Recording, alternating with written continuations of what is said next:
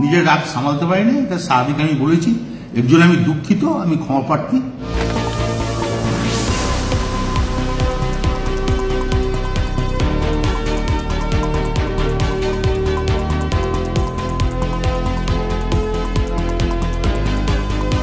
যেসব কর্তারা আছেন, বড় কর্তারা সবাই আছেন, সবাই দিদিকে ভালোবাসেন এবং পুলিশকে আমি প্রচন্ড সাহায্য করি। পুলিশকে আমি ভালোবাসি প্রথম থেকেই।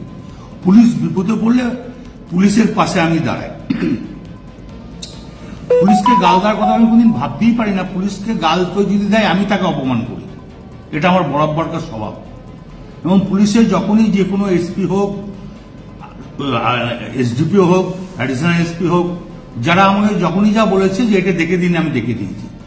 পুলিশের পাশে সবসময় লোক দিয়ে যেমন করে হোক আমি তার কোনো ঝগড়াঝাটি করতে দিই না। আমি খুব দুঃখিত, কারণ আমি ওষুধ ফষুধ রাখতে খাই তো অনেক ঘুমের, আর আমি এখন 10টার সময় ঘুমিয়ে যাই এবং ঘুমের ট্যাবলেটও খাই। সেই সময় ঘুমটা ভেঙেছে। নুরুল যে ছেলেটা আমাদের খুব ঘি দেওয়ার খুব ভালো ছেলে, ওর বাবা বলতো আমাদের দল করতো। বাবার করার পর ও দল করে, খুব নিরীহ ছেলে, ভালো ছেলে।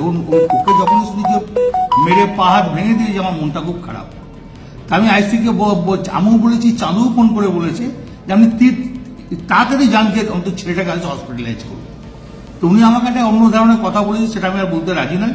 তখন আমি নিজের রাগ সামালতে পারিনি, এটা স্বাভাবিক। আমি বলেছি, এর জন্য আমি দুঃখিত, আমি ক্ষমা প্রার্থী।